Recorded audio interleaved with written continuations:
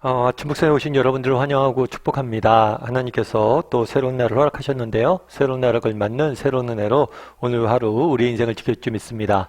오늘은 과부와 고아를 괴롭히지 마라 라는 제목을 가지고 출애굽기 22장 22절부터 24절까지 말씀을 좀 살펴봤으면 좋겠습니다. 우리 22절부터 24절까지 말씀 같이 한번 읽어볼까요? 너는 과부나 고아를 해롭게 하지 말라. 내가 만일 그들을 해롭게 함으로 그들이 내게 부르짖으면 내가 반드시 그 부르짖음을 들으리라. 나의 노가 맹렬함으로 내가 칼로 너희를 죽이리니 너희의 아내는 과부가 되고 너희 자녀는 고아가 되리라. 예, 우리가 계속해서 사회적 약자에 대해서 살펴보고 있습니다. 어저께는 특별히 이방 나그네에 대해 살펴보았죠. 왜 우리가 이방 나그네를 돌봐야 됩니까? 우리도 애굽에서 나그네였기 때문이에요. 그래서 우리가 과거에 이스라엘 백성이 너희가 과거에 애굽에서 나그네였기 때문에 너희 역시 나그네를 잘 대접하라 라고, 압제하지 말고 대접하라 라고 이야기하는 거죠. 과거를 잊은 개인이나 민족에겐 미래가 없습니다. 우리도 마찬가지예요. 과거의 은혜를, 받은 은혜를 기억할 줄 아는 사람이 되어야 돼요. 우리의 문제는 과거에 대해서 너무나 쉽게 잃어버린다는 거예요. 그래서 같은 실수를 반복하고 또 과거에 하나님께서 은혜로 우리 인생을 지켜주셨는데 똑같은 문제를 만나서 똑같이 고민한 이유가 과거의 은혜를 잊어버렸기 때문이에요. 그래서 우리가 과거의 은혜를 기억할 수 있어야 됩니다. 근데 사회적 약자에 대해서 첫 번째로 나그네에 대해 살펴본 다음에 그 다음에 과부와 고아에 대해서 이야기하고 있어요. 이건 성경에서 굉장히 중요한 교훈 중에 하나입니다. 하나님의 관심은 늘 이 과부와 고아를 돌보는 것에 관심이 있음을 우리가 알 수가 있어요. 뭐라고 되어 있냐면 너는 과부와 고아를 해롭게 하지 마라. 괴롭히지 말라는 거죠. 그러면서 뭐라고 얘기하냐면 너희가 만약에 그들을 그렇게 괴롭히면 내가 너희의 아내는 과부로 만들 것이고 너희의 자녀를 고아로 되게 할 것이다.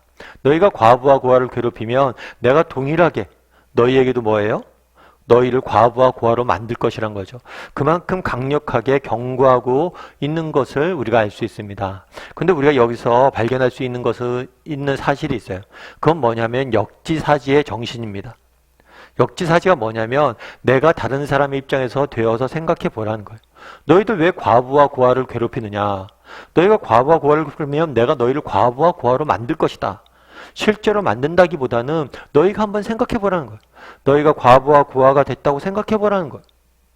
그럼 너희가 어떤 대접을 받길 원하겠냐는 거예요. 그런데 어떻게 너희가 그렇게 과부와 고아를 괴롭히냐는 거예요. 이거는 예수님께서 신약 성경에도 말씀하고 계신 거죠. 신약 성경에서 예수님께서 뭐라고 얘기하냐면 너희가 대접받고 싶은 대로 다른 사람을 대접하라는 거예요. 여러분, 이 정신이 굉장히 중요합니다. 그래서 내가 정말 그 사람의 입장이 되어보라는 거예요. 사회적 약자가 되어보라는 거예요. 그랬을 때 너희가 어떻게 대접할지를 대접하라는 거예요. 이것은 세상의 문화와는 굉장히 반대되는 거죠. 세상의 문화는 어떻습니까? 강약, 약, 강이죠. 강한 사람에게는 약하고 약한 사람에게는 한없이 강해지는 게 인간의 나쁜 습성인 것 같아요. 다음 누군가가 힘없고 약해 보십시오. 그럼 뭐예요? 그 사람들 억압하게 돼 있다는 거예요. 또 강한 사람 앞에서는 한없이 약해지는 게 우리의 약한 점이라는 거예요. 제가 아시는 분이 있는데 그 집사님이 이제 집에서 강아지를 키워요. 강아지를 키우는데 이 강아지가 독특한 게 집안 내에 서열을 다 안다는 거예요. 누가 자기보다 높은 사람인지, 집안 내에서 누가 가장 큰 힘이 있는지. 그래서 서열을 가장 높은 사람 앞에만 가면 꼬리를 흔들고 그렇게 반긴다는 거예요. 그런데 강아지가 자기보다 약해 보이는 사람이 있으면 별로 관심도 안 두고 별로 신경도 안 쓴다는 거예요. 이 강약, 약강은 정말 동물의 본성인 거예요. 그런데 이런 동물의 본성이 우리에게도 뭐예요? 있을 수 있다는 거예요.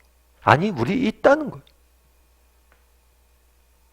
그래서 우리가 늘 점검해 봐야 돼요. 나는 이런 사람이 아닌지. 나는 정말 약한 사람에게 한없이 강하고 강한 사람에게 한없이 약한 사람이 아닌지.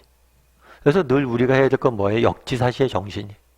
정말 대접받고 싶은 대로 대접하는 거. 내가 그 사람의 입장이 된다고 생각해 보십시오. 여러분 말을 함부로 하겠습니까? 행동을 함부로 하겠어요? 여러분이 누군가에 대해서 뭐라고 이야기합니다.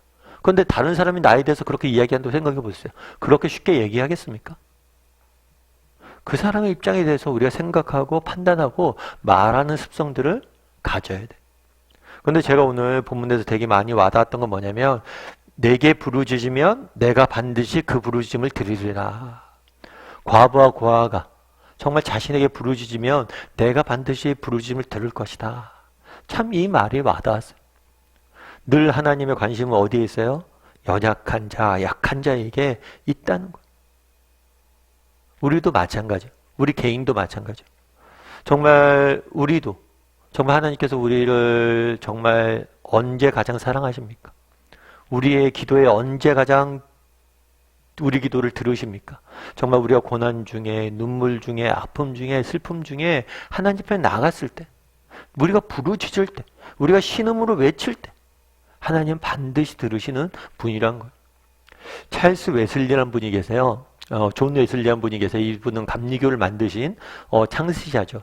근데 이 존 웨슬리의 어머니는 수잔나 웨슬리라고 굉장히 유명한 분이세요.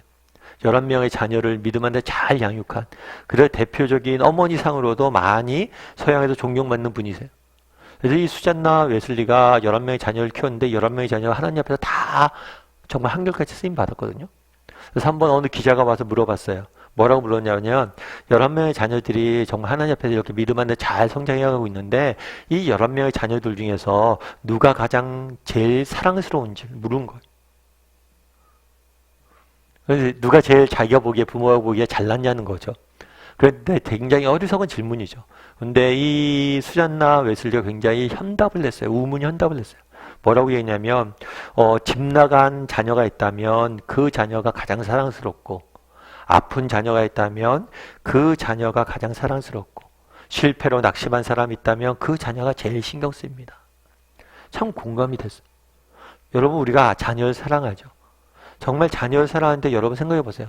정말 자녀가 사랑스럽고 안쓰럽고 정말 걱정될 때가 언제? 자녀가 잘 살 때도 우리가 자랑스럽고 사랑스럽죠. 근데 자녀가 정말 못 살고 힘들고 어려우면 고난 중에 있으면 정말 그것만큼 신경 쓰이는 경우가 없잖아요. 우리 하나님도 마찬가지라는 거예요. 늘 약한 사람, 가난한 사람들에게 관심이 있어요. 뿐만 아니라 정말 우리에 대해서도 언제 하나님 가장 관심을 가지세요.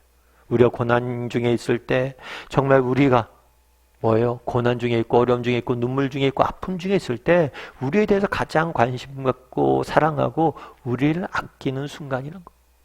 참 그렇기 때문에 우리가 소망이 있는 거겠죠. 그래서 정말 이런 하나님의 마음을 알았으면 좋겠어요. 내가 부르짖으면 반드시 내가 들을 것이다. 고통 중에 슬픔 중에 우리가 부르짖을 때 하나님께 반드시 들으시는 분이에요. 그 사실을 기억하고 오늘 하루 또 하나님을 바라보고 정말 각자의 삶의 현장 속에서 힘들고 어렵지만 믿음을 지키며 기도함으로 나갔으면 좋겠어요.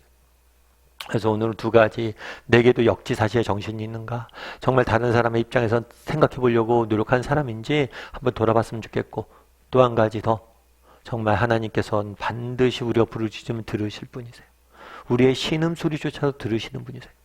그 사실을 확신하고 오늘 하루 살아갈 수 있는 저와 여러분이 되기를 주님의 이름으로 소원합니다.